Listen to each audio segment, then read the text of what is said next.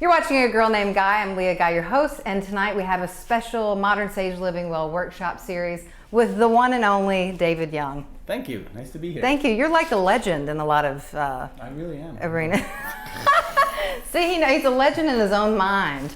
David has sold over 1 million copies of his CDs. He plays instrumental music, meditation music, affirmations. He's even an artist and a painter. And most recently, he is now an author, which we're going to talk about very soon. So David is known for playing 2 recorders at once. I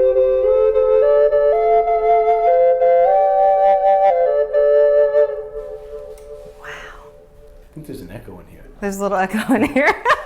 How did you discover that you could play 2 at one time? Well, I was on Venice Beach in 1990. I was playing with a woman named Lisa who played the harp. We had a group called Celestial Winds. In the beginning, we only knew 6 songs together. And so we would play those same 6 songs like 30 or 40 times a day. Mm-hmm. And during the afternoon, after I'd already played them 25 times, I'd be bored out of my mind. Right. And so I would pick up a second one and I would try playing it. Whenever I was playing just one, she got all the attention because she was a beautiful woman playing a Celtic harp with a white flowing dress on Venice Beach. That gets a lot of attention. Uh-huh. You know? But every time I played 2 flutes at one time, whoever was walking by said, "Look, there's a guy playing 2 flutes at one time," and then she was invisible. And that was the only reason why I did it. 3 years of practicing 6 hours a day to do it. So if you want to get started, now's the time. I didn't think of making this a career or anything.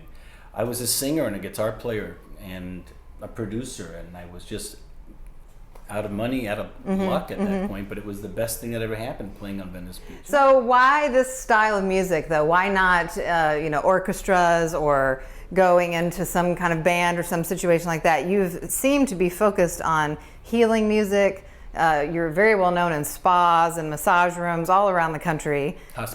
Hospitals. Why this? I didn't plan on making a career from doing this. Do you not have any plans? But the best things happen when I don't have any plans, it seems. So it was just a way to make a living while I was hopefully getting my songwriting career out there in Los Angeles. Okay. You know? But what ended up happening is that people loved this music. You know, I didn't have to try to sell this music to anybody because people just wanted it. It was that we made a tape. Okay. We made a tape with my last $100. Okay. It's always the last bit of money, isn't it? It's like you got to close the door to open the new one. Because you're really serious about whatever you're doing when you just have your last $100. That's or right. Your last nickel, or whatever it is, you know. And we made this tape in this guy's garage. We called it Celestial Winds. We made 50 copies of the tape. And we went down to Venice Beach, and we had enough gas to get down to Venice Beach. We didn't have enough gas to get home, so we had to sell these tapes. Honest to God. And you did? We sold 45 of them the first day. Wow. And we were in business that first day. Sure, one of the things you hear a lot is how much you've inspired other musicians and other people to either change their life in a spiritual or metaphysical kind of way or follow their dreams, because I get that a lot.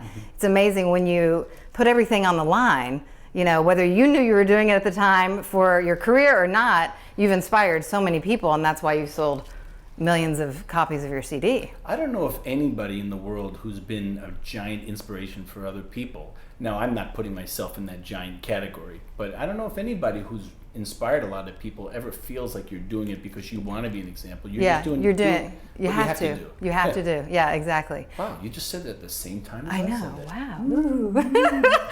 Can I play one of your flutes? Yeah, it would be great to have your lipstick all over there. I can't Really? wait to share that with my girlfriend. I just blow into that gently. Beautiful. Wow. Oh, can we play a song together? Yeah. Oh my God. Yeah, do just what you just did. Ready? Okay, but I want to move something. No. Just keep those 3. Just keep this simple. Ooh, it tastes minty. What's going on I had there? some mint tea earlier today. Okay. So ready? 1, 2, 3, go.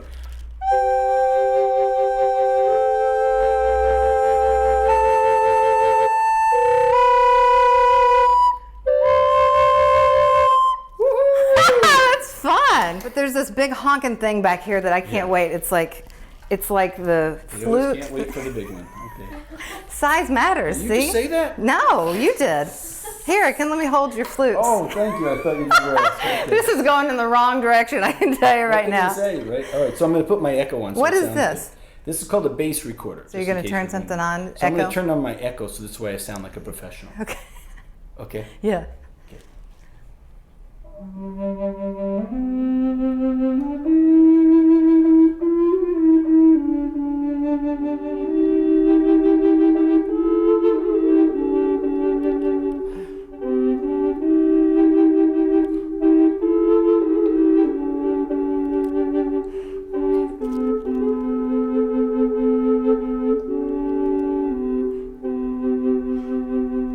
CD over here called Solace. I see.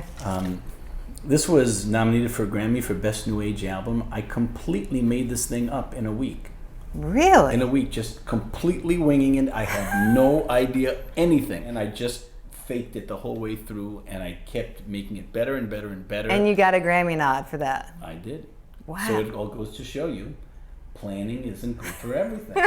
Well, but that's just a testament, in my opinion, especially for artists. But any, and I say that meaning any kind of art, it's in you. It's already in you. You can't fabricate it. And sometimes the worst thing we can do is try to just sit and make something crank out of us, because if we just allow it to come out what is in us, then it's often a miraculous thing. You've got a new project that you've been working on called Channeling Harrison. Right. Now we're talking about George. That's the same Harrison I'm talking about. First of all, I want to tell everybody out there in TV land, I didn't believe in channeling at all. Like you thought it was hocus pocus. That's a nice way of saying it. Yeah. Yeah, I thought it was absolute bull. I thought anybody could say anything they wanted, and how could you prove it or disprove it? I didn't understand why this thing started to happen in 2010. All these things connected to George Harrison. The unique thing with George is that other people, like there are professional plumbers. Yeah. Right? There are professional makeup artists, right? Yeah. And there are these things called professional channelers. Right. Which are people who have a natural talent to be able to communicate with souls who are not in the physical, who have died and are now in heaven, and they can communicate with them. These people you didn't believe in, though, before. I didn't believe in it. If I would have believed in this, if I would have gone to a channeler 3-4 years ago, this would have been totally different. But now you do. Oh yeah, because I've gone to 10 different channelers. Channelers love me. They love me because it's very exciting doing a reading for me. Because they see George Harrison. They see George Harrison over here, and then usually 5 minutes into the reading they say, "Did you know that John Lennon was part of this?" That's amazing. Well, here is the book, the copy of the book called Channeling Harrison. Where can people buy the book? They can get it at Amazon, BarnesandNoble.com, or on my website, DavidYoungMusic.com. Okay. Well, we got to wrap it up because you're going to play live for us if you're not here. Yes.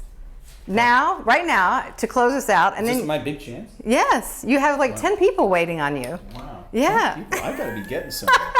Okay, you ready? Just keep it simple, okay? And I want to make sure you really, get the bottom. I want to really blow this one out, like change people's chakra lines up and stuff. Okay. Right, I'm gonna put on the echo just so this way. Echo it out. Let's go for it.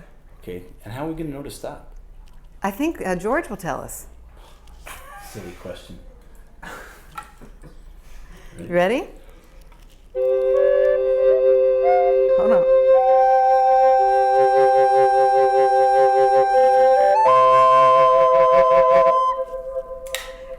Did George say stop? Stop right there. We'll see you next time on A Girl Named Guy. Thanks Bye. very much.